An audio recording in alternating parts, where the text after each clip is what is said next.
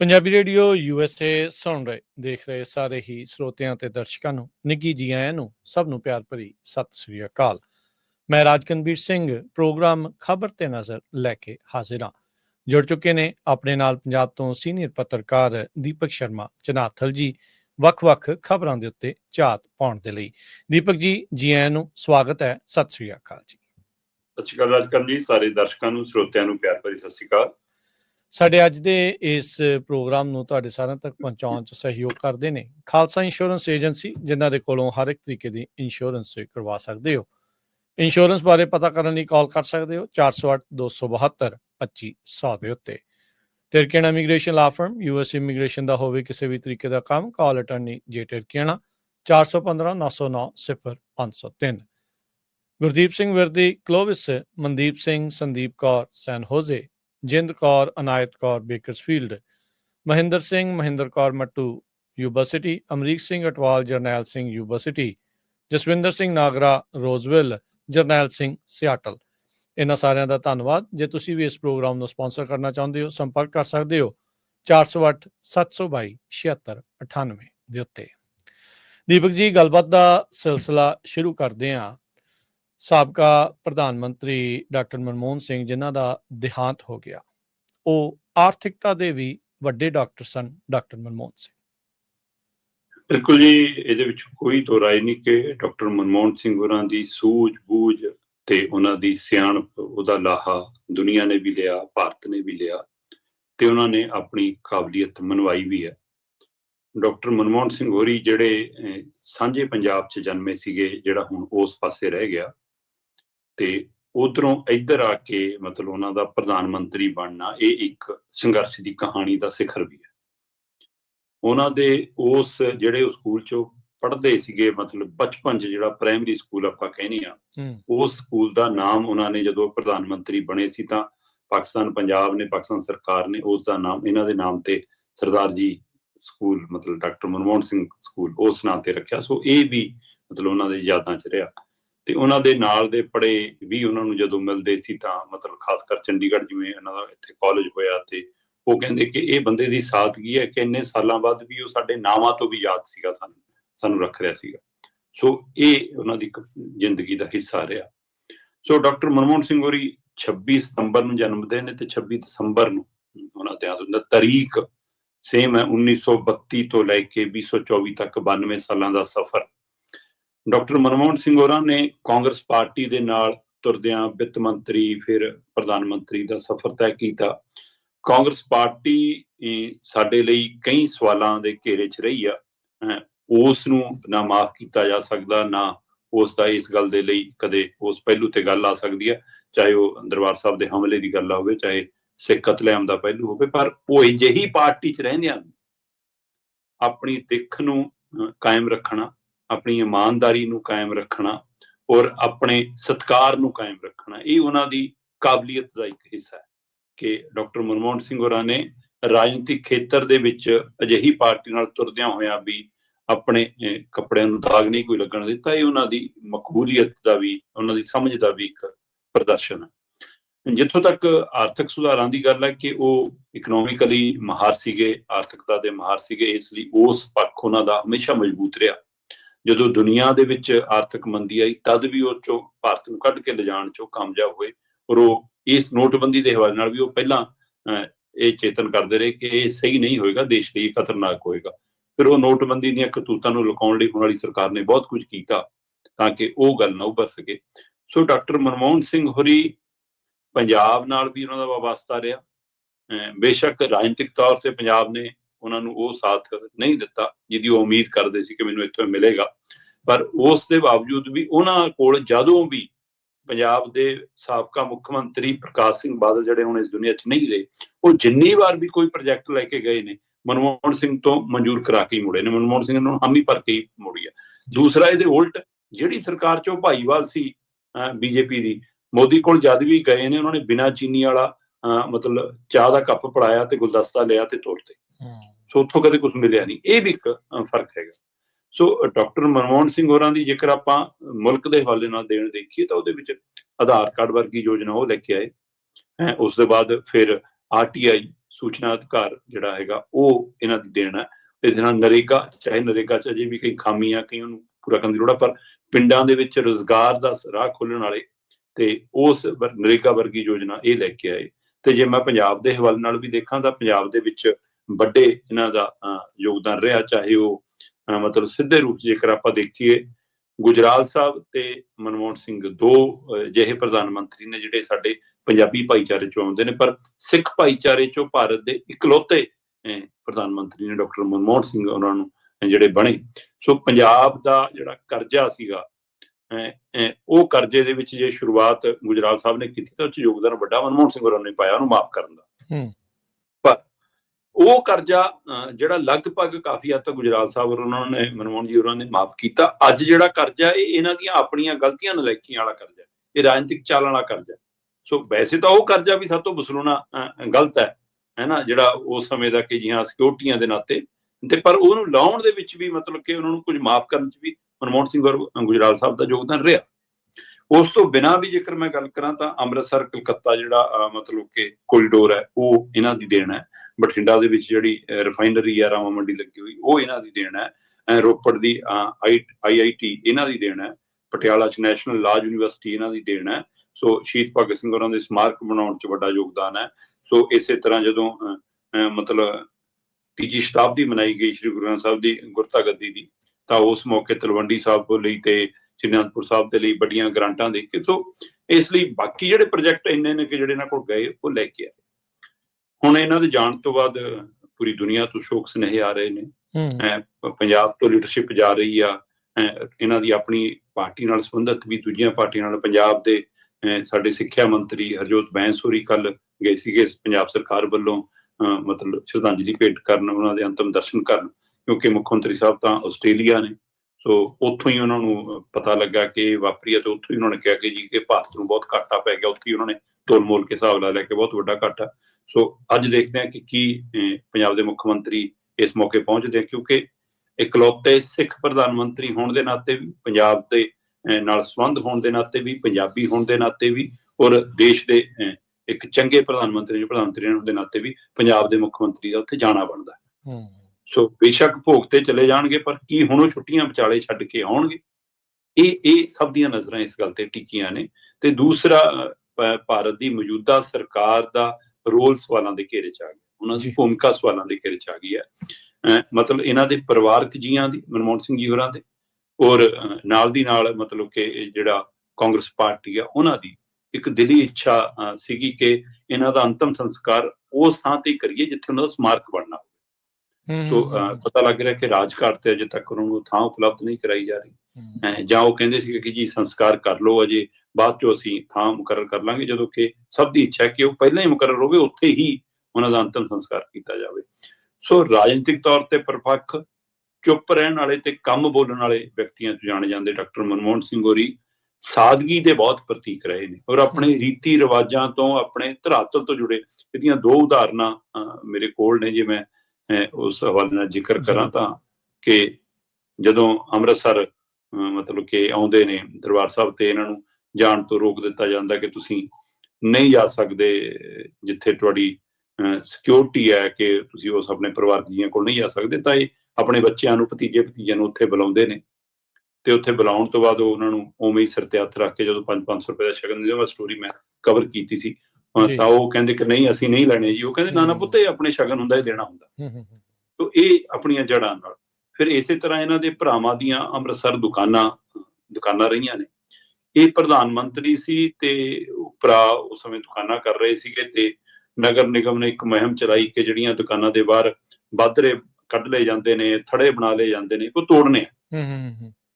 ਔਰ ਨਗਰ ਨਿਗਮ ਦੇ ਮੁਲਾਜ਼ਮ ਜਦੋਂ ਆਪਣੀ ਕਰੂਨ ਲੈ ਕੇ ਉਹ ਸਾਰਾ ਕੁਝ ਤੋੜਦੇ ਆ ਰਹੇ ਸੀ, ਤੇ ਉਹ ਪਿੱਛੋਂ 8-10 ਦੁਕਾਨਾਂ ਤੋੜ ਕੇ ਆਏ, ਤੇ ਅੱਗੇ ਡਾਕਟਰ ਮਨਮੋਹਨ ਸਿੰਘ ਦੇ ਭਰਾ ਦੀ ਦੁਕਾਨ ਸੀ। ਉਸ ਸਮੇਂ ਮਨਮੋਹਨ ਸਿੰਘ ਪ੍ਰਧਾਨ ਮੰਤਰੀ ਸੀ। ਉਹ ਇਹ ਦੁਕਾਨ ਛੱਡ ਕੇ ਅਗਲੀਆਂ ਦੁਕਾਨਾਂ ਤੋੜਨ ਲੱਗ ਪਏ, ਤੇ ਇਹਨਾਂ ਦੇ ਭਰਾ ਅੰਦਰੋਂ ਕਾਊਂਟਰ ਛੱਡ ਕੇ ਛਾਲ ਮਾਰ ਕੇ ਬਾਹਰ ਸੜਕ ਤੇ ਆਏ, ਤੇ ਉਹਨਾਂ ਨਿਗਮ ਵਾਲਿਆਂ ਦੇ ਮਗਰ ਭੱਜੇ ਕਿ ਪਿਛਾਂ ਆਓ, ਇਹ ਸਾਡਾ ਥੜਾ ਵੀ ਤੋੜੋ, ਨਹੀਂ ਤੇ ਦਾਰ ਜੀ ਗੁੱਸੇ ਹੋਣਗੇ ਸਰ। ਇਹ ਇੱਥੇ ਤਾਂ ਸਾਡਾ MC ਪੰਚ ਨਹੀਂ ਮਾਣ ਹੁੰਦਾ, ਸਹੀ ਉਹਦੇ ਗੱਲ ਘਰ ਦੇ ਰਿਸ਼ਤੇਦਾਰ ਨਹੀਂ ਮਾਣ ਹੁੰਦੇ। ਤੇ ਪ੍ਰਧਾਨ ਦੂਸਰੇ ਪਾਸੇ ਇਹ ਦੋ ਪ੍ਰਤੀਕ ਨੇ ਕਿ ਉਹ ਆਪਣੀਆਂ ਰਵਾਇਤਾਂ ਨਾਲ ਵੀ ਜੁੜੇ ਰਹੇ ਔਰ ਸੱਚਾਈ ਨਾਲ ਵੀ ਜੁੜੇ ਰਹੇ, ਇਹ ਸਪਸ਼ਟ। ਸੋ ਯਾਦ ਕੀਤੇ ਜਾਂਦੇ ਰਹਿਣਗੇ ਆਪਣੀ ਸਾਦਗੀ ਲਈ, ਆਪਣੇ ਕੰਮਾਂ ਲਈ। ਬਿਲਕੁਲ।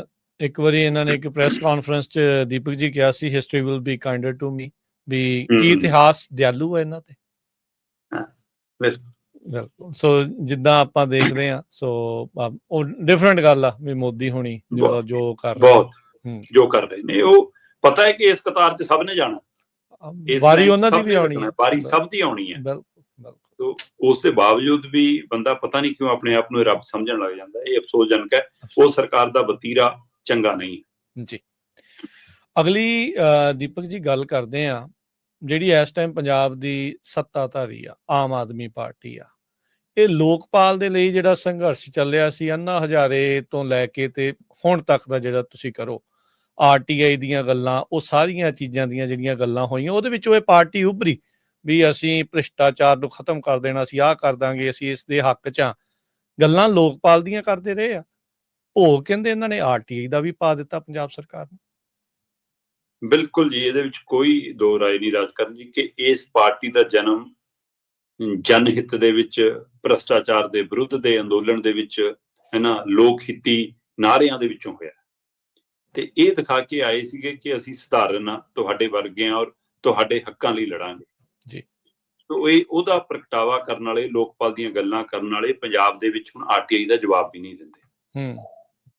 ਤੁਸੀਂ ਇੱਥੋਂ ਅੰਦਾਜ਼ਾ ਲਾ ਲਓ ਕਿ 1 ਸਾਲ ਦੇ ਵਿੱਚ ਪੰਜਾਬ ਦੇ ਅੰਦਰ 147 ਵਿਭਾਗਾਂ ਕੋਲ 15,000 ਤੋਂ ਵੱਧ RTI ਦੀਆਂ ਆਨਲਾਈਨ ਐਪਲੀਕੇਸ਼ਨਾਂ ਆਈਆਂ। ਠੀਕ ਹੈ ਨਾ, ਲੋਕਾਂ ਨੇ 147 ਵਿਭਾਗਾਂ ਨੂੰ ਆਨਲਾਈਨ 15,847 RTI ਪਾਈਆਂ। ਤੇ ਜਿਹੜਾ RTI ਦਾ ਨਿਯਮ ਕਹਿੰਦਾ ਰਾਜਕਰਨ ਜੀ ਕਿ 30 ਦਿਨਾਂ ਦੇ ਅੰਦਰ ਅੰਦਰ ਤੁਸੀਂ ਉਹਦਾ ਜਵਾਬ ਦੇਣਾ ਹੁੰਦਾ। ਠੀਕ ਹੈ ਜੀ। 15,847 RTI ਚੋਂ ਇੱਕ ਦਾ ਵੀ 30 ਦਿਨਾਂ 'ਚ ਜਵਾਬ ਨਹੀਂ ਮਿਲਿਆ। ਅੱਛਾ ਜੀ। ਇੱਥੋਂ ਹਿਸਾਬ ਲਾ ਲਓ ਕਾਰਗੁਜ਼ਾਰੀ ਕੀ ਹੈ। ਮਤਲਬ ਇਹਨਾਂ ਦਾ ਸਿੱਧਾ ਫਾਰਮੂਲਾ ਕਿ ਜੇਕਰ ਕੋਈ RTI ਮੰਗੇ ਤਾਂ 30 ਦਿਨਾਂ 'ਚ ਜਵਾਬ ਨਹੀਂ ਦੇਣਾ, ਅਗਲਾ ਦੁਬਾਰਾ ਪਾਊਗਾ, ਹੈ ਨਾ, ਫਿਰ ਉਹਦੀ ਕੋਈ ਖਾਮੀ ਕੱਢ ਦੋ, ਫਿਰ ਉੱਪਰ ਜਾਊਗਾ, ਫਿਰ ਉੱਪਰੋਂ ਕੋਈ ਜਵਾਬ ਦੇ ਦਿਓ, ਤਾਂ ਕਿ ਬੰਦੇ ਦੇ 6 ਮਹੀਨੇ ਸਾਲ ਲਟਕਾਓ। ਉਸ ਤੋਂ ਬਾਅਦ ਅਗਲਾ ਆਪੇ ਚੁੱਪ ਕਰ ਜੂਗਾ, ਜਿਹੜਾ ਰੌਲਾ ਪਾਊਗਾ ਫਿਰ ਦੇਖਾਂਗੇ, ਜਵਾਬ ਨਹੀਂ ਦੇਣਾ। ਵੱਡੀ ਉਦਾਹਰਨ ਇਹਨਾਂ ਦੀ ਰਹੀ ਹੈ ਜਦੋਂ ਮਾਨਕ ਗੋਇਲ ਹੋਰਾਂ ਨੇ RTI ਪਾਈ ਕਿ ਜੀ ਪੰਜਾਬ ਦੇ ਮੁੱਖ ਮੰਤਰੀ ਭਗਵੰਤ ਮਾਨ ਹੋਰਾਂ ਦਾ ਚੌਪਰ ਕਦੋਂ ਕਿੱਥੇ ਕਿੱਥੇ ਲਈ ਉੱਡਿਆ ਸੀ, ਕਿੰਨਾ ਉਹ 'ਚ ਤੇਲ ਲੱਗਿਆ, ਕਿੰਨਾ ਉਹਦਾ ਖਰਚਾ ਆਇਆ। ਕਹਿੰਦੇ ਨਹੀਂ ਜੀ, ਇਹ ਸੁਰੱਖਿਆ ਦਾ ਮਸਲਾ। ਇਹ ਕਿੱਦਾਂ?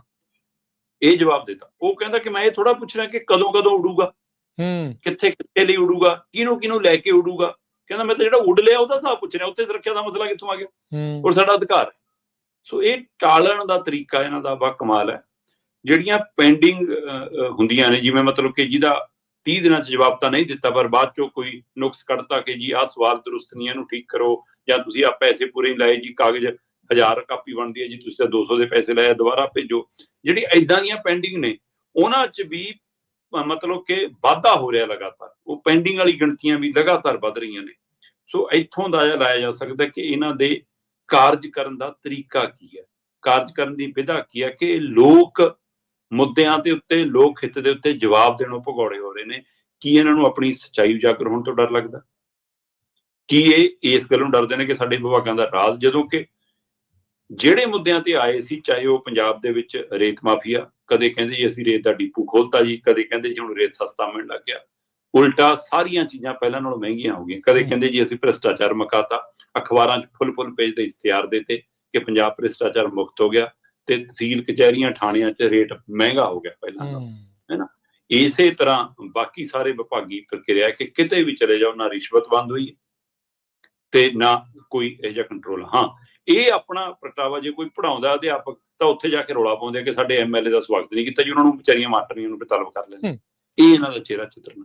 ਸੋ ਨਾ ਤਾਂ ਇਹ ਹੁਣ ਆਮ ਆਦਮੀ ਰਹੇ ਨੇ, ਨਾ ਇਹ ਸੱਚੇ ਆਦਮੀ ਰਹੇ ਨੇ। ਇਹ ਸਿਰਫ ਪੁਰਾਣੀਆਂ ਸਿਆਸਤਦਾਨਾਂ ਵਾਲੀਆਂ ਚਾਲਾਂ ਤੋਂ ਵੀ ਹੇਠਲੇ ਪੱਧਰ ਤੇ ਆ ਗਏ ਨੇ। ਸੋ ਇਹ ਹਲਕੀ ਰਾਜਨੀਤੀ ਹੈ, ਜਿਹੜੀ ਲੋਕ ਵਿਰੋਧੀ ਰਾਜਨੀਤੀ ਹੈ, ਉਹਦਾ ਪ੍ਰਗਟਾਵਾ ਹੁਣ ਪੰਜਾਬ 'ਚ ਕਰ ਰਹੇ ਨੇ, ਜਿਹੜਾ ਇਹਨਾਂ ਲਈ ਸ਼ੁਭ ਨਹੀਂ ਹੈ। ਠੀਕ ਹੈ, ਵੋਟਾਂ ਦੀ ਰਾਜਨੀਤੀ 'ਚ ਜੇ ਬਿਜਲੀ ਵਾਲਾ ਫਾਰਮੂਲਾ ਚੱਲਦਾ ਤਾਂ ਕੱਲ ਨੂੰ ਹੋ ਸਕਦਾ 1000 ਰੁਪਏ ਵਾਲਾ ਫਾਰਮੂਲਾ ਵੀ ਚੱਲ ਜਾਵੇ, ਕਿਉਂਕਿ ਅਸੀਂ ਲੋਕ ਵੀ ਤਾਂ ਇਸੇ ਧਰਤੀ ਦੇ ਹਾਂ ਨਾ। ਸਾਡੇ ਅੰਦਰ ਵੀ ਹੁਣ ਨਿੱਜ ਭਾਰੂ ਹੋ ਗਿਆ, ਸੂਬੇ ਦੇ ਹਿੱਤ, ਮੁਲਕ ਦੇ ਹਿੱਤ, ਦੇਸ਼ ਦੇ ਹਿੱਤ, ਆਪਣੇ ਕਸਬੇ ਦੇ ਹਿੱਤ ਉਹ ਅਸੀਂ ਪਿਛਾਂਹ ਛੱਡਤੇ। ਸੋ ਉਹਦੇ ਵਿੱਚ ਹੋ ਸਕਦਾ ਵੋਟ ਦੀ ਰਾਜਨੀਤੀ 'ਚ, ਕਿਉਂਕਿ ਜਿਹੜੇ ਬਾਕੀ ਨੇ ਉਹ ਵੀ ਅਜੇ ਪ੍ਰਮਾਣ ਨਹੀਂ ਚੜ ਰਹੇ ਕੋਈ, ਨਾ ਅਕਾਲੀਆਂ ਨੂੰ ਲੋਕ ਨੇੜੇ ਲਾ ਰਹੇ ਨੇ, ਕਾਂਗਰਸ ਹਰਿਆਣੇ ਵਾਂਗ ਇੱਥੇ ਗਰੰਟਡ ਆਪੇ ਲਈ ਜਾਂਦੀ ਹੈ ਕਿ ਆਪਣੀ ਤਾਂ ਗੱਲ ਬਣੇ ਜਾਣੀ ਆ, ਪਰ ਉੱਥੇ ਵੀ 5-4 ਜਣੇ ਆਪਣੇ ਆਪ ਨੂੰ ਮੁੱਖ ਮੰਤਰੀ ਮੰਨ ਕੇ ਫਿਰਦੇ ਰਹਿੰਦੇ ਨੇ। ਸੋ ਇਸ ਲਈ ਉਹ ਵੀ ਆਪਣੇ ਪਜਾਮੇ ਨੂੰ ਮਿੱਟੀ ਨਹੀਂ ਲੱਗਣ ਦਿੰਦੇ, ਤੇ ਉਹਨਾਂ ਦਾ ਵੀ ਹਾਲ ਹੋ ਜਾਈ ਆ। ਉਹਦੇ ਵਿੱਚ ਉਹਨਾਂ ਨੂੰ ਲੱਗਦਾ ਕਿ ਸਾਡਾ ਦਾ ਫਿਰ ਇਹਨਾਂ ਸਕੀਮਾਂ ਦੇ ਸਾਰੇ ਲੱਗ ਜਾਣਾ। ਦਾ ਲੱਗਣਾ ਵੱਖਰੀ ਗੱਲ ਹੈ, ਸੱਤਾ ਚ ਆਉਣਾ ਵੱਖਰੀ ਗੱਲ ਹੈ, ਮਕਬੂਲ ਹੋਣਾ, ਪ੍ਰਵਾਨ ਹੋਣਾ ਵੱਖਰੀ ਗੱਲ ਹੈ। ਹੁਣ ਇਹ ਪ੍ਰਵਾਨ ਨਹੀਂ ਰਹੇ। ਜੀ ਜੀ ਬਿਲਕੁਲ। ਤੇ ਇਹ ਸਾਰੀਆਂ ਚੀਜ਼ਾਂ ਨੂੰ ਦੇਖਦੀ ਹੋਈ ਕੇਂਦਰ ਵਾਲੀ ਜਿਹੜੀ ਪਾਰਟੀ ਆ ਉਹ ਹੱਸ ਰਹੀ ਆ, ਉਹ ਦੇਖ ਰਹੀ ਆ ਬੜੀ ਸੋਹਣੀ ਤੁਸੀਂ ਗਰਾਊਂਡ ਤਿਆਰ ਕਰਕੇ ਸਾਡੀ ਗੱਲ ਬਣਨੀ ਨਹੀਂ, ਸਾਡੀ ਗੱਲ ਬਣ ਹੋਰ ਨਹੀਂ ਤਾਂ ਕਿੰਗ ਮੇਕਰ ਤਾਂ ਕਹਿੰਦੇ ਸ਼ਾਇਦ ਅਸੀਂ ਬਣੀ ਜਾਈਏ। ਬਿਲਕੁਲ। ਅਗਲੀ ਗੱਲ ਕਰੀਏ ਦੀਪਕ ਸ਼ਰਮਾ ਜੀ, ਸੁਪਰੀਮ ਕੋਰਟ ਕਹਿੰਦੇ ਵੀ ਅੱਜ ਡੱਲੇਵਾਲ ਹੋਣਾ ਨੂੰ ਆਨਲਾਈਨ ਸੁਣ ਸਕਦੇ ਆ। ਸੁਪਰੀਮ ਕੋਰਟ ਦੇ ਵਿੱਚ ਵੈਸੇ ਤਾਂ ਜਨਵਰੀ ਤੋਂ ਬਾਅਦ ਜਦੋਂ ਕੋਰਟ ਦੁਬਾਰਾ ਖੁੱਲਣੀਆਂ ਸੀ ਤਦ ਸੁਣਵਾਈ ਦੀ ਤਰੀਕ ਸੀ, ਠੀਕ ਹੈ, ਪਰ ਮਾਨਯੋਗ ਸੁਪਰੀਮ ਕੋਰਟ ਨੇ ਕਿਹਾ ਸੀਗਾ ਕਿ ਕਦੇ ਵੀ ਵਿੱਚ ਲੋੜ ਪਵੇ ਤਾਂ ਅਸੀਂ ਇਸ ਮਸਲੇ ਤੇ ਸੁਣਵਾਈ ਕਰ ਸਕਦੇ। ਠੀਕ ਹੈ। ਸੁਪਰੀਮ ਕੋਰਟ ਲਗਾਤਾਰ ਪੰਜਾਬ ਸਰਕਾਰ ਨੂੰ ਹਦਾਇਤ ਕਰਦਾ ਆ ਰਿਹਾ ਸੀਗਾ ਕਿ ਵੀ ਡੱਲੇਵਾਲ ਹੋਰਾਂ ਦੀ ਸਿਹਤ ਦੇ ਲਈ ਤੁਸੀਂ ਕੀ ਕਰ ਰਹੇ ਹੋ, ਉਹਨਾਂ ਦੀ ਜਾਨ ਬਚਾਉਣ ਲਈ ਕੀ ਕਰ ਰਹੇ ਹੋ, ਤੁਹਾਡੀ ਜ਼ਿੰਮੇਵਾਰੀ ਹੈ, ਤੁਸੀਂ ਰੋਲ ਨਿਭਾਓ, ਉਹਨਾਂ ਨੂੰ ਹਸਪਤਾਲ ਦਾਖਲ ਕਰਾਓ। ਅਜਿਹੇ ਹੁਕਮ ਕਿੰਨੀ ਵਾਰ ਆਏ ਤੇ ਆਪਾਂ ਕਿੰਨੀ ਵਾਰ ਉਹਦੀ ਚਰਚਾ ਕੀਤੀ। ਹੁਣ ਫਿਰ ਇੱਕ ਵਾਰ ਜਦੋਂ ਇਸ ਪਹਿਲੂ ਤੇ ਅਦਾਲਤ 'ਚ ਪਹੁੰਚ ਹੋਈ ਕਿ ਜੀ ਸਥਿਤੀ ਖਰਾਬ ਹੁੰਦੀ ਜਾ ਰਹੀ ਹੈ, ਕਿਉਂਕਿ ਪਤਾ ਇਹ ਲੱਗ ਰਿਹਾ ਕਿ ਅੱਜ ਜਿਵੇਂ 33ਵਾਂ ਦਿਨ ਸ਼ੁਰੂ ਹੋ ਗਿਆ, ਜਦੋਂ ਆਪਾਂ ਗੱਲ ਕਰ ਰਹੇ ਹਾਂ ਤਾਂ 28 ਦਸੰਬਰ ਹੈ ਇੱਥੇ, ਤੇ 33ਵਾਂ ਦਿਨ ਹੈ ਉਹਨਾਂ ਦੇ ਮਰਨ ਵਰਤ ਦਾ ਜੀ। ਕੱਲ ਪਤਾ ਲੱਗ ਰਿਹਾ ਸੀਗਾ ਕਿ ਡਾਕਟਰ ਕਹਿ ਰਹੇ ਨੇ ਕਿ ਹੁਣ ਉਹਨਾਂ ਨੂੰ ਪਾਣੀ ਪੀਣ 'ਚ ਵੀ ਮੁਸ਼ਕਲ ਹੋ ਰਹੀ ਹੈ, ਪਾਣੀ ਲੰਘਾਉਣਾ ਵੀ ਮੁਸ਼ਕਲ ਹੋ ਰਿਹਾ, ਕਈ ਵਾਰ ਪਾਣੀ ਪੀਣ ਤੋਂ ਬਾਅਦ ਉਲਟੀ ਆ ਜਾਂਦੀ ਹੈ, ਤੇ ਉਹਨਾਂ ਨੂੰ ਹੁਣ ਬੋਲਣ 'ਚ ਬਹੁਤ ਮੁਸ਼ਕਲ ਹੋ ਰਹੀ ਹੈ, ਕਿਉਂਕਿ ਉਹ ਲਗਾਤਾਰ ਰੁਕੇ ਵੀ ਨਹੀਂ ਸੀਗੇ। ਉਹ ਮੀਡੀਆ 'ਚ ਵੀ ਬੋਲ ਲੈਂਦੇ ਸੀ, ਉਹ ਮਾਈਕ ਤੋਂ ਵੀ ਬੋਲ ਲੈਂਦੇ ਸੀ, ਜਿਹੜਾ ਹਾਲ ਚਾਲ ਪੁੱਛਣਾ ਸੀ ਉਹਨਾਂ ਨੂੰ ਵੀ ਇਬਾਰਤ ਸੁਣਾਉਂਦੇ ਸੀ, ਜਦੋਂ ਕਿ ਡਾਕਟਰਾਂ ਦੀ ਨੇੜਲੇ ਸਲਾਹ ਸੀ ਕਿ ਹੁਣ ਤੁਸੀਂ ਘੱਟ ਬੋਲੋ। ਤੇ ਇਸ ਲਈ ਹੁਣ ਉਹਨਾਂ ਨੂੰ ਕਹਿੰਦੇ ਬੋਲਣ 'ਚ ਵੀ ਦਿੱਕਤ ਆ ਰਹੀ ਹੈ, ਕੁਝ ਇਸ਼ਾਰਿਆਂ ਨਾਲੋਂ ਗੱਲਾਂ ਕਰਨ ਲੱਗੇ ਨੇ, ਹੱਥ ਪੈਰ ਪੀੜੇ ਪੈ ਰਹੇ ਨੇ। ਸੋ ਇਸ ਸਥਿਤੀ 'ਚ ਕਾਫੀ ਫਿਕਰਮੰਦੀ ਵਧੀ ਹੈ। ਦੂਸਰੇ ਪਾਸੇ ਅਦਾਲਤ ਦੇ ਵਿੱਚ ਹਰਿਆਣੇ ਦੇ ਵਕੀਲ, ਕੇਂਦਰ ਦੇ ਨੁਮਾਇੰਦੇ ਲਗਾਤਾਰ ਇਹ ਗੱਲ ਕਰ ਰਹੇ ਨੇ ਜੀ ਕਿ ਪੰਜਾਬ ਸਰਕਾਰ ਤੁਹਾਡੇ ਹੁਕਮਾਂ ਦਾ ਪਾਲਣ ਨਹੀਂ ਕਰ ਰਹੀ, ਪੰਜਾਬ ਸਰਕਾਰ ਤੁਹਾਡਾ ਕਿਹਾ ਨਹੀਂ ਮੰਨ ਰਹੀ ਜੀ, ਉਹਨਾਂ ਨੂੰ ਹਸਪਤਾਲ ਨਹੀਂ ਲੈ ਕੇ ਜਾ ਰਹੀ। ਤੇ ਮਾਨਯੋਗ ਕੱਲ੍ਹ ਸੁਪਰੀਮ ਕੋਰਟ ਨੇ ਥੋੜਾ ਜਿਹਾ ਸਖਤ ਇਸ਼ਾਰਾ ਜਿਵੇਂ ਕੀਤਾ ਕਿ ਬਈ ਕੀ ਉਹਨਾਂ ਨੂੰ ਅਗਵਾ ਕੀਤਾ ਹੋਇਆ, ਕੀ ਕਿਸੇ ਨੇ ਉਹਨਾਂ ਨੂੰ ਕੈਦ ਕੀਤਾ ਹੋਇਆ, ਤੁਸੀਂ ਕਿਉਂ ਨਹੀਂ ਉੱਥੇ ਤੱਕ ਪਹੁੰਚਦੇ, ਕਿਉਂਕਿ ਇਹ ਸੂਚਨਾ ਤਾਂ ਜਨਤਕ ਹੈ ਕਿ ਡੱਲੇਵਾਲ ਸਾਹਿਬ ਜਿੱਥੇ ਬੈਠੇ ਨੇ ਉਸ ਸਟੇਜ ਦੇ ਆਲੇ ਦੁਆਲੇ ਟਰਾਲੀਆਂ ਤੱਕ ਵੈਲਡ ਕਰ ਦਿੱਤੀਆਂ ਗਈਆਂ ਨੇ ਤਾਂ ਕਿ ਕੋਈ ਟਰਾਲੀਆਂ ਹਟਾ ਕੇ ਉਹਨਾਂ ਨੂੰ ਲੈ ਕੇ, ਇਸ ਲਈ ਉਹ ਇਸ਼ਾਰਾ ਉੱਧਰ ਹੈ। ਕੀ ਫੋਰਸਫੁਲੀ ਲਿਜਾਣ ਦੀ ਤਿਆਰੀ ਹੈ ਹੁਣ ਸਰਕਾਰ ਦੀ, ਕੀ ਕੋਈ ਡੰਡੇ ਦੇ ਜ਼ੋਰ ਤੇ ਉਸ ਤਰੀਕੇ ਨਾਲ ਉਹਨਾਂ ਨੂੰ ਉੱਥੋਂ ਚੱਕਣ ਦੀ ਤਿਆਰੀ ਹੋ ਰਹੀ ਹੈ ਕਿ ਆਉਂਦੇ 1-2 ਦਿਨਾਂ 'ਚ। ਅੱਜ ਜਦੋਂ ਸੁਣਵਾਈ ਹੋਣੀ ਆ ਤਾਂ ਜੇ ਕਹਿੰਦੇ ਲੋੜ ਪਈ ਅਸੀਂ ਡੱਲੇਵਾਲ ਹੋਰਾਂ ਨੂੰ ਵੀ ਆਨਲਾਈਨ ਲਵਾਂਗੇ, ਤੇ ਉਹਦੇ ਡਾਕਟਰ ਫਿਕਰ ਪ੍ਰਗਟਾ ਰਹੇ ਨੇ ਕਿ ਉਹਨੂੰ ਕੋਮਾ 'ਚ ਜਾ ਸਕਦਾ। ਇਹ ਸਾਰੀ ਪ੍ਰਕਿਰਿਆ 'ਚ ਜਿਹੜੀਆਂ ਧਿਰਾਂ ਹਰਿਆਣਾ ਤੋਂ ਲੈ ਕੇ ਕੇਂਦਰ ਸਰਕਾਰ ਤੱਕ ਦੇ ਨੁਮਾਇੰਦੇ ਮਾਨਯੋਗ ਅਦਾਲਤ ਦੇ ਵਿੱਚ ਇਹ ਪੱਖ ਰੱਖ ਰਹੇ ਨੇ ਜੀ ਪੰਜਾਬ ਆਪਣਾ ਰੋਲ ਨਹੀਂ ਨਿਭਾ ਰਿਹਾ, ਪੰਜਾਬ ਉੱਥੇ ਮੋੜਵਾਂ ਸਵਾਲ ਕਿਉਂ ਨਹੀਂ ਕਰ ਪਾ ਰਿਹਾ, ਪੰਜਾਬ ਦੇ ਵਕੀਲ ਮਾਨਯੋਗ ਪੰਜਾਬ ਸਰਕਾਰ ਦੇ ਨੁਮਾਇੰਦੇ ਐਡਵੋਕੇਟ ਜਨਰਲ ਸਾਹਿਬ ਇਹ ਸਵਾਲ ਕਿਉਂ ਨਹੀਂ ਕਰ ਪਾ ਰਹੇ ਕਿ ਜਨਾਬ ਮਰਨ ਵਰਤ ਹੈ ਕਾਹਦੇ ਲਈ। ਉਹਦਾ ਸਵਾਲ ਦਾ ਜਵਾਬ ਤਾਂ ਕੇਂਦਰ ਕੋਲ ਹੈ, ਤੇ ਜੀ ਤੁਸੀਂ ਸਾਨੂੰ ਕਹਿ ਰਹੇ ਹੋ ਕਿ ਅਸੀਂ ਤੁਹਾਡੇ ਹੁਕਮਾਂ ਦੀ ਪਾਲਣਾ ਨਹੀਂ ਕਰੇ। ਤੁਹਾਡਾ ਹੁਕਮ ਪਹਿਲਾਂ ਤਾਂ ਇਹ ਵੀ ਆਇਆ ਸੀਗਾ ਕਿ ਜੇ ਪੈਦਲ ਜਾਣਾ ਚਾਹੁੰਦੇ ਦਿੱਲੀ ਜਾਣ, ਇਹ ਹੁਕਮ ਤਾਂ ਹਰਿਆਣੇ ਨੇ ਵੀ ਨਹੀਂ ਮੰਨਿਆ ਜੀ। ਤਾਂ ਇਹ ਦਲੀਲ, ਇਹ ਤਰਕ ਕਿਉਂ ਨਹੀਂ ਰੱਖ ਰਹੇ ਕਿ ਭੁੱਖ ਹੜਤਾਲ ਤਾਂ ਮਰਨ ਵਰਤ ਤਾਂ ਸਵੇਰੇ ਟੁੱਟ ਜੂਗਾ ਜੀ, ਕੇਂਦਰ ਗੱਲਬਾਤ ਕਰਨ ਤਾਂ ਆ ਜਾਵੇ। ਸਹੀ ਗੱਲ, ਮੰਨਣੀ ਬਾਅਦ ਦੀ ਗੱਲ ਆ, ਗੱਲਬਾਤ ਲਈ ਤਾਂ ਆਵੇ, ਅਸੀਂ ਜੀ ਮਨਾ ਲਾਂਗੇ। ਇਹ ਤਰਕ ਕਿਉਂ ਨਹੀਂ ਰੱਖ ਰਹੇ? ਕੀ ਪੰਜਾਬ ਸਰਕਾਰ ਦੇ ਵਕੀਲ ਕੇਂਦਰ ਤੋਂ ਡਰਦੇ ਨੇ? ਕੀ ਉਹਨਾਂ ਦਾ ਹਿੱਸਾ ਬਣ ਕੇ ਚੱਲ ਰਹੇ ਨੇ? ਕੀ ਉਹਨਾਂ ਦੇ ਥੱਲੇ ਲੱਗ ਰਹੇ ਨੇ? ਕੀ ਸਿਰਫ ਫੰਡ ਜਾਰੀ ਹੋ ਜਾਣ ਸਾਡੇ ਆ ਜਾਰੀ, ਉਹਦੇ ਲਈ ਉਹਨਾਂ ਨਾਲ ਸਮਝੌਤਾ ਹੋ ਗਿਆ ਕਿ ਪੰਜਾਬ ਢੱਠੇ ਖੂਹ 'ਚ ਜਾਵੇ? ਪੰਜਾਬ ਦੇ ਕਿਸਾਨਾਂ ਦੀ ਗੱਲ ਨਾ ਸੁਣੋ, ਪੰਜਾਬ ਦੇ ਮਜ਼ਦੂਰਾਂ ਦੀ ਗੱਲ ਨਾ ਸੁਣੋ, ਪੰਜਾਬ ਦੇ ਦੁਕਾਨਦਾਰ ਦੀ ਗੱਲ ਨਾ ਸੁਣੋ, ਪੰਜਾਬ ਦੇ ਵਿਦਿਆਰਥੀਆਂ ਦੀ, ਮੁਲਾਜ਼ਮਾਂ ਦੀ ਗੱਲ ਨਾ ਸੁਣੋ।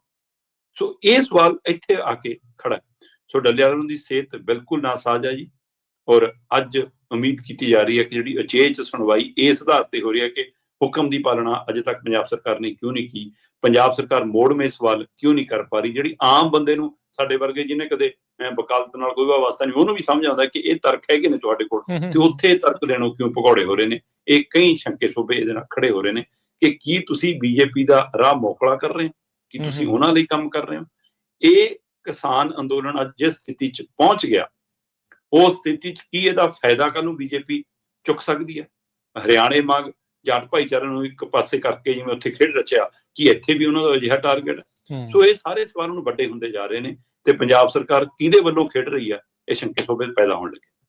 ਬਿਲਕੁਲ ਇਹ ਤਾਂ ਹੈ ਹੀ ਆ। ਉਹ ਕਹਾਵਤ ਨਹੀਂ ਆ, ਜਦੋਂ ਰੋਮ ਸੜ ਰਿਹਾ ਸੀ ਨੀਰੂ ਬੰਸਰੀ ਵਜਾ ਰਿਹਾ ਸੀ, ਸਾਡੇ ਵਾਲਾ ਛੁੱਟੀਆਂ ਨਹੀਂ ਮਨਾ ਰਾਜਕਾ ਜੀ, ਤੁਸੀਂ ਇਹ ਦੇਖੋ ਨਾ ਕਿ 10.5 ਮਹੀਨੇ ਦਾ ਅੰਦੋਲਨ ਹੋ ਗਿਆ।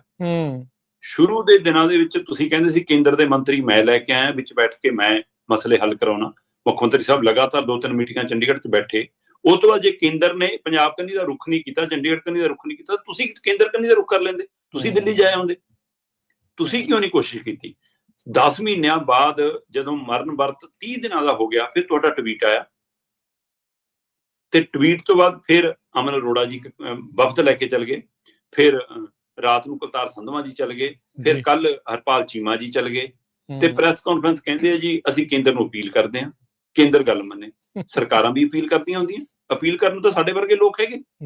ਤੁਸੀਂ ਐਕਸ਼ਨ ਲਓ, ਸਰਕਾਰ ਮੰਗ ਡੀਲ ਕਰੇ, ਸਰਕਾਰ ਜਾ ਕੇ ਉੱਥੇ ਬੈਠੇ ਖੇਤੀਬਾੜੀ ਮੰਤਰੀ ਨਾਲ ਮੀਟਿੰਗ ਕਰੇ, ਅਮਿਤ ਸ਼ਾਹ ਨਾਲ ਰਾਬਤਾ ਕਰੇ, ਨਰਿੰਦਰ ਮੋਦੀ ਦੇ ਘਰ ਮੂਹਰੇ ਧਰਨਾ ਲਾ ਲਓ, ਜੇ ਬੂਹਾ ਨਹੀਂ ਖੋਲਦੇ ਚਿੱਠੀ ਪੱਤਰ ਲਿਖ ਲਓ, ਧਰਨਾ ਤਾਂ ਆਉਂਦਾ। ਕੇਜਰੀਵਾਲ ਕੋ ਹੁਣ ਰਜਾਈ ਲੈ ਕੇ ਬਹਿ ਜਾਵੇ ਫੁੱਟਪਾਥ ਤੇ, ਹੁਣ ਕਿਉਂ ਨਹੀਂ ਰਜਾਈ ਚੱਕ ਹੁੰਦੀ? ਸੋ ਇਸ ਲਈ ਇਹ ਸਪਸ਼ਟ ਹੈ ਕਿ ਤੁਸੀਂ ਸਰਕਾਰ ਮੰਗ ਨਹੀਂ ਵਿਚਰ ਰਹੇ, ਤੁਸੀਂ ਲੋਕਾਂ ਮੰਗ। ਅਸੀਂ ਜੇ ਹਾਲ ਪੁੱਛਿਆ, ਤੁਸੀਂ ਮੈਡੀਕਲ ਮਾਹਰ ਹੋ, ਤੁਸੀਂ ਉੱਥੇ ਰਿਪੋਰਟਾਂ ਦੇਖ ਕੇ ਆ ਗਏ ਡੱਲੇਵਾਲ ਸਾਹਿਬ ਦੀ, ਤੁਸੀਂ ਹੱਲ ਕੀ ਕਰਕੇ ਆਏ? ਜਾਂ ਤਾਂ ਤੁਸੀਂ ਕਹੋਗੇ ਡੱਲੇਵਾਲ ਸਾਹਿਬ ਤੁਹਾਡਾ ਮਰਨ ਵਰਤ ਕਰਨ ਦੀ ਲੋੜ ਨਹੀਂ, ਆ ਮੇਰੀ ਕੈਬਨਿਟ ਸਾਰੀ ਬੈਠਦੀ ਆ ਮਰਨ ਵਰਤ ਤੇ, ਬਿਠਾ ਲਓ ਸਾਰਿਆਂ ਨੂੰ। ਫਿਰ ਤਾਂ ਨਾ ਤਾਂ ਤੁਸੀਂ ਉੱਥੇ ਤੁਹਾਨੂੰ ਮਾਈਕ ਨਹੀਂ ਦਿੰਦੇ, ਉਹ ਦਰੀ ਤਾਂ ਦਿੰਦੇ ਆ। ਤੁਸੀਂ 12 ਮਿੰਟ ਤੋਂ ਬਾਅਦ ਉੱਥੇ 13 ਮਿੰਟ ਰੁਕਦੇ ਨਹੀਂ, ਤੁਸੀਂ ਭੱਜੇ ਆਉਂਦੇ ਹੋ। ਸੋ ਇਸ ਲਈ ਤੁਸੀਂ ਸਰਕਾਰ ਮੰਗ ਰਿਐਕਟ ਨਹੀਂ ਕਰ ਰਹੇ, ਫਿਰ ਸਵਾਲ ਹੋਣਗੇ ਜਨਾਬ। ਬਿਲਕੁਲ ਬਿਲਕੁਲ। ਬੀਬੀ ਰਾਣੀ ਨਹੀਂ ਨਾ ਕਹਿੰਦੇ ਜਿੱਦਾਂ ਬਣ ਜਾਂਦੀ ਹੈ, ਇਹ ਸਰਕਾਰ ਤਾਂ ਕੇਂਦਰ ਦੇ ਅੱਗੇ ਏਦਾਂ ਹੀ ਜਿਹੜਾ ਉਹ ਕੰਮ ਕਰ ਰਹੀ ਹੈ। ਪੰਜਾਬ ਬੰਦ ਨੂੰ ਸਫਲ ਬਣਾਉਣ ਲਈ ਜਥੇਬੰਦੀਆਂ ਕਰਨ ਲੱਗੀਆਂ ਪਿੰਡ-ਪਿੰਡ ਪਹੁੰਚ। ਬਿਲਕੁਲ ਜੀ, ਵੈਸੇ ਤਾਂ ਇਹ ਪ੍ਰਕਿਰਿਆ ਦੇ ਉੱਤੇ ਹੁਣ ਕਈ ਤਰ੍ਹਾਂ ਸਵਾਲ ਵੀ ਖੜੇ ਕਰਦੀਆਂ ਕਿ ਵਾਰ-ਵਾਰ ਪੰਜਾਬ 'ਚ ਬੰਦ ਕਿਉਂ ਕਰਦੇ ਹੋ, ਜਦੋਂ ਲੜਾਈ ਕੇਂਦਰ ਨਾਲ ਹੈ, ਜਦੋਂ ਲੜਾਈ ਸਰਕਾਰਾਂ ਨਾਲ ਹੈ। ਪਰ ਉਹਦੇ ਬਾਵਜੂਦ ਵੀ ਜੇਕਰ ਕੇਂਦਰ ਨਾ ਸੁਣੇ, ਪੰਜਾਬ ਸਰਕਾਰ ਚਾਰਜੋਈ ਨਾ ਕਰੇ, ਫਿਰ ਜਥੇਬੰਦੀਆਂ ਕੋਲ ਲੈ ਦੇ ਕੇ ਇੱਕ ਇਹੀ ਤਰੀਕਾ ਹੁੰਦਾ ਕਿ ਆਪਾਂ ਬੰਦ ਰਾਹੀਂ ਸਰਕਾਰ ਦੇ ਕੰਨਾਂ ਤੱਕ ਆਪਣੀ ਆਵਾਜ਼ ਪਹੁੰਚਾਈਏ। ਪਹਿਲਾਂ ਵੀ ਇਹਨਾਂ ਨੇ ਕੁਝ ਘੰਟਿਆਂ ਲਈ ਰੇਲਾਂ ਰੋਕੀਆਂ ਸੀਗੀਆਂ ਤੇ ਹੁਣ ਪੂਰਨ ਤੌਰ ਤੇ 30 ਤਰੀਕ ਨੂੰ ਪੰਜਾਬ ਬੰਦ ਦੀ ਕਾਲ ਹੈ। 30 ਦਸੰਬਰ ਨੂੰ ਪੰਜਾਬ ਦੇ ਵਿੱਚ ਰੇਲਾਂ ਵੀ ਔਰ ਬੱਸਾਂ ਵੀ, ਉਹਨਾਂ ਦਾ ਸਵੇਰੇ 7 ਵਜੇ ਤੋਂ ਲੈ ਕੇ ਸ਼ਾਮ ਦੇ 4 ਵਜੇ ਤੱਕ ਚੱਕਾ ਜਾਮ ਦਾ ਫੈਸਲਾ ਕੀਤਾ ਗਿਆ।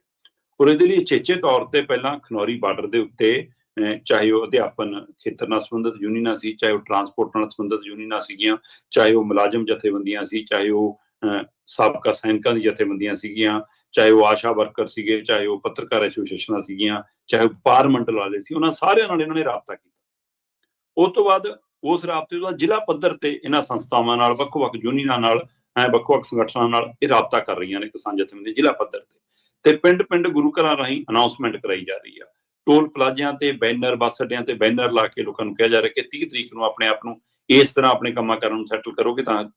ਪਰ ਫਿਰ ਵੀ ਜਿਹਨਾਂ ਦਾ ਕਿਤੇ ਬਹੁਤ ਜਾਣਾ ਜ਼ਰੂਰੀ ਹੁੰਦਾ, ਉਹ ਫਿਰ ਮੁਸ਼ਕਲ ਘੜੀ 'ਚ ਆ ਜਾਂਦੇ ਨੇ। ਸੋ ਇਸ ਪ੍ਰਕਿਰਿਆ ਦੇ ਤਹਿਤ ਪਹਿਲਾਂ ਤੋਂ ਚੇਤਨ ਵੀ ਕੀਤਾ ਜਾ ਰਿਹਾ ਔਰ ਪਹਿਲਾਂ ਤੋਂ ਜਾਗਰੂਕ ਵੀ ਕੀਤਾ ਜਾ ਰਿਹਾ, ਤਾਂ ਕਿ 30 ਤਰੀਕ ਦਾ ਸਫਲ ਬੰਦ, ਪੰਜਾਬ ਬੰਦ ਦਾ ਸੁਨੇਹਾ ਦਿੱਲੀ ਤੱਕ ਔਰ ਪੰਜਾਬ ਸਰਕਾਰ ਤੱਕ ਜਾਵੇ ਤੇ ਉਹ ਕਿਸਾਨਾਂ ਦੀ ਗੱਲ ਸੁਣਨ ਲਈ ਆਵੇ। ਇਹ ਕੋਸ਼ਿਸ਼ ਦੇ ਵਿੱਚ ਦੇਖਦੇ ਹਾਂ ਜਥੇਬੰਦੀਆਂ ਕਿੰਨਾ ਕਾਮਯਾਬ ਹੁੰਦੀਆਂ ਔਰ ਇਹਦੇ ਵਿੱਚ ਕੀ ਐਸਕੇਐਮ ਬਾਹਰੋਂ ਦੂਸਰਾ ਸਮਰਥਨ ਦੇਗਾ ਜਾਂ ਨਹੀਂ ਦੇਗਾ, ਇਹਦੇ ਉੱਤੇ ਵੀ ਅਜੇ ਨਜ਼ਰ ਹੈ। ਜੀ ਜੀ। ਅਗਲੀ ਦੀਪਕ ਜੀ ਗੱਲ ਕਰਦੇ ਆ, ਦਿੱਲੀ ਦੇ ਵਿੱਚ ਚੋਣਾਂ ਨੇ। ਆਪ ਨੇ ਹੁਣ ਇਹ ਕਹਿ ਰਹੀ ਆਪ ਵੀ ਕਾਂਗਰਸ ਨੂੰ ਜਿਹੜਾ ਇੰਡੀਆ ਗੱਠਜੋੜ ਆ ਉਸ ਦੇ ਵਿੱਚੋਂ ਬਾਹਰ ਕਰੋ। ਦੇਖੋ, ਵੈਸੇ ਤਾਂ ਅਰਵਿੰਦ ਕੇਜਰੀਵਾਲ ਰਾਜਨੀਤਿਕ ਚਾਲਾਂ ਦੇ ਮਾਹਰ ਨੇ। ਕਿਸੇ ਸਮੇਂ ਉਹ ਇਸੇ ਕਾਂਗਰਸ ਦੇ ਖਿਲਾਫ ਭ੍ਰਸ਼ਟਾਚਾਰੀ ਵਿਰੋਧੀ ਮੁਹਿੰਮ ਚਲਾ ਕੇ ਸੱਤਾ 'ਚ ਆਏ। ਸਹੀ ਗੱਲ। ਤੇ ਫਿਰ ਉਸੇ ਕਾਂਗਰਸ ਨਾਲ ਜੱਫੀਆਂ ਵੀ ਪਾਈਆਂ, ਉਸੇ ਕਾਂਗਰਸ ਨਾਲ ਮਿਲ ਕੇ ਲੋਕ ਸਭਾ ਚੋਣਾਂ ਵੀ ਲੜ ਲਈਆਂ, ਇੰਡੀਆ ਗੱਠਜੋੜ 'ਚ ਵੀ ਚਲੇ ਗਏ। ਹੁਣ ਇਸ ਵਾਰ ਫਿਰ ਅੱਡੋ-ਅੱਡ ਹੋਣ ਨੂੰ ਫਿਰਦੇ ਨੇ, ਫਿਰ ਇੱਕ ਦੂਜੇ ਨੂੰ ਭੰਡਣ ਲੱਗ ਪਏ ਨੇ। ਪਿਛਲੇ ਦਿਨੀ ਇਹਨਾਂ ਨੇ ਐਲਾਨ ਕੀਤਾ, ਕੇਜਰੀਵਾਲ ਨੇ, ਕਿ 1000 ਰੁਪਈਆ ਅਸੀਂ ਦਿੱਲੀ 'ਚ ਬੀਬੀਆਂ ਨੂੰ ਦੇਵਾਂਗੇ, ਹੁਣ ਤੋਂ ਸ਼ੁਰੂ ਕਰਨ ਜਾ ਰਹੇ ਹਾਂ ਤੇ ਜਿੱਦਾਂ ਹੀ ਦੁਬਾਰਾ ਸਰਕਾਰ ਬਣ ਗਈ 2100 ਕਰ ਦਿਆਂਗੇ। ਤੇ 50 ਸਾਲ ਤੋਂ ਉੱਪਰ ਵਾਲੇ ਬਜ਼ੁਰਗਾਂ ਲਈ, 60 ਸਾਲ ਵਾਲੇ ਬਜ਼ੁਰਗਾਂ ਲਈ ਅਸੀਂ ਜੀ ਕਾਰਡ ਬਣਾ ਰਹੇ ਹਾਂ ਤੇ ਸਿਹਤ ਹਰ ਥਾਂ, ਤੁਹਾਡੀ ਸਿਹਤ ਸਹੂਲਤਾਂ ਤੁਹਾਨੂੰ ਸਰਕਾਰੀ ਤੋਂ ਪ੍ਰਾਈਵੇਟ ਹਸਪਤਾਲ 'ਚ ਮੁਫਤ ਮਿਲਣਗੀਆਂ। ਇਹ ਪ੍ਰਚਾਰ ਕਰਦੇ ਸੀ ਕਿ ਅਚਾਨਕ ਇਹਨਾਂ ਦੇ ਮਹਿਲਾ ਤੇ ਬਾਲ ਵਿਕਾਸ ਵਿਭਾਗ ਨੇ ਅਖਬਾਰਾਂ 'ਚ ਇਸ਼ਤਿਹਾਰ ਜਾਰੀ ਕਰਤਾ ਕਿ ਜੀ ਸਰਕਾਰ ਦੀ ਜਿਹਦੀ ਮੁਖੀ ਆਤਸ਼ੀ ਹੈ ਉਸ ਨੇ ਸਰਕਾਰ ਦੇ ਇਹਨਾਂ ਦੇ ਵਿਭਾਗ ਨੇ, ਕੇਜਰੀਵਾਲ ਦੀ ਸਰਕਾਰ ਦੇ ਵਿਭਾਗ ਨੇ ਇਸ਼ਤਿਹਾਰ ਜਾਰੀ ਕਰਤਾ ਕਿ ਜੀ ਸਰਕਾਰ ਦੀ ਜਿਹੜੀ ਕੋਈ ਯੋਜਨਾ ਨਹੀਂ 1021 ਵਾਲੀ, ਇਹ ਐਵੇਂ ਝੂਠਾ ਪ੍ਰਚਾਰ ਹੈ, ਕਿਸੇ ਪਾਰਟੀ ਤੇ ਕਿਸੇ ਦੇ ਪ੍ਰਚਾਰ ਤੇ ਭਰੋਸਾ ਨਾ ਕਰੇ। ਇਸੇ ਤਰ੍ਹਾਂ ਸਿਹਤ ਮੰਤਰਾਲਾ ਇਹਨਾਂ ਦਾ ਉਹਨੇ ਵੀ ਇਸ਼ਤਿਹਾਰ ਜਾਰੀ ਕਰਤਾ ਅਖਬਾਰਾਂ 'ਚ ਕਿ ਜੀ ਕੋਈ ਅਜਿਹਾ ਕਾਰਨ ਨਹੀਂ ਬਣ ਰਿਹਾ, ਕੋਈ ਅਜਿਹੀ ਯੋਜਨਾ ਨਹੀਂ। ਹੁਣ ਕੇਜਰੀਵਾਲ ਤੇ ਆਤਸ਼ੀ ਹੋਰੀ ਸਪਸ਼ਟ ਕਹਿ ਰਹੇ ਨੇ, ਜਾਂ ਆਮ ਖੁੱਲੀ ਅੱਖ ਨਾਲ ਦੇਖਣ ਤੇ ਵੀ ਇਹ ਲੱਗਦਾ ਕਿ ਕੀ ਇਹ ਕਾਰਾ ਬੀਜੇਪੀ ਨੇ ਕਰਾਇਆ, ਕਿਉਂਕਿ ਅੱਧੀ ਦਿੱਲੀ 'ਚ ਤਾਂ ਬੀਜੇਪੀ ਦਾ ਕਬਜ਼ਾ ਹੈਗਾ ਹੀ ਆ। ਅਜੇ ਤੱਕ ਤਾਂ ਇਹ ਜਿਹੜੇ ਨਾਂ ਤੇ ਲੜੇ ਸੀ, ਕੇਜਰੀਵਾਲ 3 ਵਾਰ ਮੁੱਖ ਮੰਤਰੀ ਹੋਣੇ, 2 ਕਾਰਜਕਾਲ ਵੀ ਪੂਰੇ ਕੀਤੇ ਕਿ ਜੀ ਹਾਂ ਦਿੱਲੀ ਨੂੰ ਅਸੀਂ ਪੂਰਨ ਸੂਬੇ ਦਾ ਦਰਜਾ ਦਿਵਾਉਣਾ, ਉਹਦੇ ਉੱਤੇ ਕਦੇ ਮੁਹਿੰਮ ਨਹੀਂ ਚਲਾਈ ਮੁੜ ਕੇ, ਉਹਦੇ ਉੱਤੇ ਕੋਈ ਚਾਰਜ ਕੀਤੀ ਹੋਣੀ। ਸੋ ਅੱਧੀ ਦਿੱਲੀ ਤੇ ਉਹਨਾਂ ਦਾ ਕੰਟਰੋਲ ਵੀ ਹੈ, ਪਰ ਵਿਭਾਗ ਇਹਨਾਂ ਕੋਲ, ਮੁਲਾਜ਼ਮ ਇਹਨਾਂ ਕੋਲ, ਅਫਸਰ ਇਹਨਾਂ ਦੇ ਉਹ ਅਜਿਹਾ ਕਿਉਂ, ਕੀ ਐਲਜੀ ਦੇ ਕਹੇ ਤੇ, ਕੀ ਅਮਿਤ ਸ਼ਾਹ ਦੇ ਕਹੇ ਤੇ, ਕੀ ਕੇਂਦਰ ਸਰਕਾਰ ਦੇ ਕਹੇ ਤੇ ਉਹਨੇ ਇਸ਼ਤਿਹਾਰ ਜਾਰੀ ਕੀਤੇ। ਪਹਿਲੀ ਨਜ਼ਰ ਇਹ ਲੱਗਦਾ ਲੋਕਾਂ ਨੂੰ ਕਿ ਵੀ ਕੇਜਰੀਵਾਲ ਲੋਕਾਂ ਨੂੰ ਦੇਣਾ ਚਾਹੁੰਦਾ ਸੀ, ਉਹਨਾਂ ਨੇ ਦਵਾਤਾ। ਪਰ ਜਿਹੜੇ ਰਾਜਨੀਤਿਕ ਮਾਹਰ ਨੇ, ਉਹ ਚਾਲਾਂ ਦੇ ਮਾਹਰ ਨੇ, ਉਹ ਕਹਿੰਦੇ ਵੀ ਇਹ ਕੇਜਰੀਵਾਲ ਦਾ ਆਪਣਾ ਹੀ ਤਰੀਕਾ ਵੀ ਹੋ ਸਕਦਾ, ਠੀਕ ਹੈ, ਕਿ ਆਪ ਹੀ ਇਸ਼ਤਿਹਾਰ ਦਵਾਤੇ ਹੁਣ ਤਾਂ ਕਿ ਯੋਜਨਾਵਾਂ ਚਰਚਾ 'ਚ ਆ ਜਾਣ ਤੇ ਲੋਕ ਕਹਿਣ ਦੇਖੋ ਜੀ ਸਾਨੂੰ ਮਿਲਣ ਵਾਲੀਆਂ ਸਹੂਲਤਾਂ ਬੀਜੇਪੀ ਕਿਵੇਂ ਕਰਨਾ ਚਾਹੁੰਦੀ ਆ, ਵਿਚਾਰਾ ਬਣ ਜਾਵੇ ਕੇਜਰੀਵਾਲ। ਤੇ ਇਹ ਵੀ ਚਰਚਾਵਾਂ ਜ਼ੋਰ ਫੜ ਰਹੀਆਂ। ਇਹ ਸਭ ਦੇ ਦਰਮਿਆਨ ਜਦੋਂ ਹੁਣ ਇਹ ਤੈਅ ਹੋਇਆ ਕਿ ਦਿੱਲੀ 'ਚ ਕੱਲਿਆਂ ਲੜਨਾ, ਇੰਡੀਆ ਗੱਠਜੋੜ 'ਚ ਰਹਿੰਦਿਆਂ ਕਾਂਗਰਸ ਨਾਲ ਨਹੀਂ ਲੜੂਗੀ, ਤਾਂ ਅਜੇ ਮਾਕਨ ਹੋਰਾਂ ਨੇ ਇੱਕ ਪ੍ਰੈਸ ਕਾਨਫਰੰਸ ਕੀਤੀ, ਉਹਨਾਂ ਨੇ ਬੀਜੇਪੀ ਖਿਲਾਫ ਵੀ, ਕੇਜਰੀਵਾਲ ਖਿਲਾਫ ਵੀ, ਕਿਉਂਕਿ ਅਗਲਿਆਂ ਨੇ ਵੀ ਮਾਹੌਲ ਤਾਂ ਬਣਾਉਣਾ, ਵੋਟਾਂ ਲੈਣੀਆਂ, ਚਾਹੇ ਵੋਟਾਂ ਨਾ ਹੀ ਪੈਂਦੀਆਂ ਹੁਣ ਕਾਂਗਰਸ ਨੂੰ ਦਿੱਲੀ 'ਚ। ਹੋ ਸਕਦਾ ਪਿਛਲੀ ਵਾਰ ਨਾਲੋਂ 2-4 ਵੱਧ ਪੈ ਜਾਣ ਇਸ ਵਾਰ, ਪਰ ਫਿਰ ਵੀ ਜੋ ਸਥਿਤੀ ਹੈ ਉਹਨਾਂ ਦੀ ਅਜੇ ਵੀ ਮਜ਼ਬੂਤ ਨਹੀਂ ਦਿਖਦੀ। ਉੱਥੇ ਮੁਕਾਬਲਾ ਲੋਕ ਬੀਜੇਪੀ ਔਰ ਆਮ ਆਦਮੀ ਪਾਰਟੀ 'ਚ ਦੇਖ ਰਹੇ ਨੇ। ਬੀਜੇਪੀ ਕੋਲ ਅਜੇ ਲੈ ਦੇ ਕੇ ਕੋਈ ਚਿਹਰਾ ਨਹੀਂ ਹੈਗਾ। ਪਰ ਹਾਂ, ਇੱਧਰ ਕਾਂਗਰਸ ਦੇ ਅਜੇ ਮਾਕਨ ਨੇ ਜਦੋਂ ਇਹ ਕਿਹਾ ਵੀ ਕਿ ਜੇ ਦੁਨੀਆ ਦੇ ਵਿੱਚ ਤੁਸੀਂ ਕੇਜਰੀਵਾਲ ਨੂੰ ਪਰਿਭਾਸ਼ਿਤ ਕਰਨਾ ਹੋਵੇ ਇੱਕ ਲਾਈਨ 'ਚ, ਤਾਂ ਉਹਨੂੰ ਤੁਸੀਂ ਫਰਜ਼ੀਵਾਲ ਕਹਿ ਸਕਦੇ ਹੋ, ਉਹ ਤੋਂ ਵੱਡਾ ਕੋਈ ਫਰਜ਼ੀਵਾੜਾ ਕਰਨ ਵਾਲਾ ਬੰਦਾ ਨਹੀਂ। ਤੇ ਇਸ ਗੱਲ ਤੇ ਇਹ ਤਬਕ ਹੋ ਗਏ, ਕਹਿੰਦੇ ਨਹੀਂ ਜੀ, ਜਾਂ ਤਾਂ ਮਤਲਬ ਕਿ ਮਾਫੀ ਮੰਗੇ ਕਾਂਗਰਸ, ਅਜੇ ਮਾਕਨ ਨੂੰ ਬਾਹਰ ਕਰੇ, ਨਹੀਂ ਕਾਂਗਰਸ ਨੂੰ ਇੰਡੀਆ ਗੱਠਜੋੜ 'ਚੋਂ ਬਾਹਰ ਕੱਢਿਆ ਜਾਵੇ। ਕਾਂਗਰਸੀ ਕਹਿੰਦੇ ਬਣਾਈ ਅਸੀਂ ਹੈ ਇੰਡੀਆ ਗੱਠਜੋੜ, ਤੈਨੂੰ ਮਸਾਂ ਸ਼ਾਮਲ ਕੀਤਾ ਤੇ ਸਾਨੂੰ ਬਾਹਰ ਕੱਢੀਆਂ। ਹੁਣ ਇਸ ਸਥਿਤੀ ਤੇ ਆ ਗਈ ਇਹਨਾਂ ਦੀ ਤਕਰਾਰ। ਸੋ ਹੁਣ ਦੇਖਣ ਵਾਲੀ ਗੱਲ ਹੋਏਗੀ ਕਿ ਕੀ ਇਹਦੇ ਨਾਲ ਕੇਜਰੀਵਾਲ ਖੁਦੇ ਕਾਂਗਰਸ ਨੂੰ ਚਰਚਾ 'ਚ ਲਿਆ ਰਿਹਾ, ਪਰ ਕੇਜਰੀਵਾਲ ਨੂੰ ਇਹ ਵੀ ਪਤਾ ਕਿ ਜੇ ਕਾਂਗਰਸ ਗਾਂਹ ਵਧੀ ਤਾਂ ਨੁਕਸਾਨ ਮੇਰਾ ਹੋਣਾ। ਚਾਹੇ ਉਹ ਜਿੱਤਣ ਵਾਲੀ ਸਥਿਤੀ 'ਚ ਨਾ ਆਵੇ, ਉੱਥੇ 4 ਵੋਟਾਂ ਜੇ ਵੱਧ ਪੈ ਗਈਆਂ ਤਾਂ ਨੁਕਸਾਨ ਇਹਦਾ। ਸੋ ਬੀਜੇਪੀ ਔਰ ਇਹਨਾਂ ਤਾਂ ਵੋਟ ਦਾ ਸਿੱਧਾ ਵੰਡ ਹੈਗੀ ਹੈ। ਸੋ ਕੇਜਰੀਵਾਲ ਹੋਰੀ ਹੁਣ ਕੀ ਨਵੀਂ ਕੋਈ ਚਾਲ ਖੇਡਣਗੇ, ਨਵਾਂ ਕੁਛ, ਸਾਰਾ ਕੁਝ ਦੇਖਣ ਦਾ ਵਰਤਾਰਾ। ਪਰ ਪੰਜਾਬ ਲਵਾਰਸ ਜ਼ਰੂਰ ਹੈ ਜੀ ਅਗਲੇ 1.5 ਮਹੀਨੇ ਲਈ। ਨਵੇਂ ਸਾਲ ਤੋਂ 1 ਜਨਵਰੀ ਤੋਂ ਸਾਡੇ ਸਾਰੇ ਕੈਬਨਿਟ ਵਾਲਿਆਂ ਨੇ, ਸਾਰੇ MLA ਨੇ, ਆਮ ਆਦਮੀ ਪਾਰਟੀ ਦਿਆਂ ਨੇ, ਇਹਨਾਂ ਦੇ ਜ਼ਿਲ੍ਹਾ ਪੱਧਰ ਦੇ ਲੀਡਰਾਂ ਵਰਕਰਾਂ ਨੇ ਬੋਰੀ ਬਿਸਤਰਾ ਚੱਕ ਕੇ ਦਿੱਲੀ ਚਲਾ ਜਾਣਾ, ਗਲੀ ਮੁਹੱਲਾ ਗਾਉਣਾ, ਫਿਰ ਕੇਜਰੀਵਾਲ ਦੀ ਫੋਟੋ ਵਾਲਾ ਪੋਸਟਰ ਹਰ ਘਰ ਨੂੰ ਫੜਾਉਣਾ। ਕੋਈ ਇਹਨਾਂ ਨੂੰ ਜਾਣੇ, ਕੋਈ ਪਛਾਣੇ ਨਾ ਪਛਾਣੇ, ਇਹਨਾਂ ਨੇ ਆਪਣਾ ਬਾਜਾ ਇਸ ਲਈ ਵਜਾਉਣਾ ਤਾਂ ਕਿ ਗਾਂ ਨੂੰ ਸਾਨੂੰ MLA ਦੀ ਟਿਕਟ ਮਿਲ ਜਾਵੇ। ਵਾਰਡ ਦੇ ਲਈ ਹੁਣੇ ਵੋਟਾਂ ਇਕੱਠੀਆਂ ਕਰਨਗੇ। ਸੋ ਇਹ ਕੁਛ ਜਿਹੜਾ ਕੈਬਨਿਟ ਦਾ ਹਾਲ ਹੋਵੇਗਾ। ਬਹੁਤ ਬਹੁਤ ਧੰਨਵਾਦ ਦੀਪਕ ਸ਼ਰਮਾ ਜੀ, ਬੜੀ ਮਿਹਰਬਾਨੀ। ਮਿਲਦੇ ਹਾਂ ਅਗਲੀ ਵਾਰੀ। ਪਿਆਰ ਭਰੀ ਸਤਿ ਸ਼੍ਰੀ ਅਕਾਲ। ਬਹੁਤ ਸ਼ੁਕਰੀਆ। ਸਤਿ ਸ਼੍ਰੀ ਅਕਾਲ।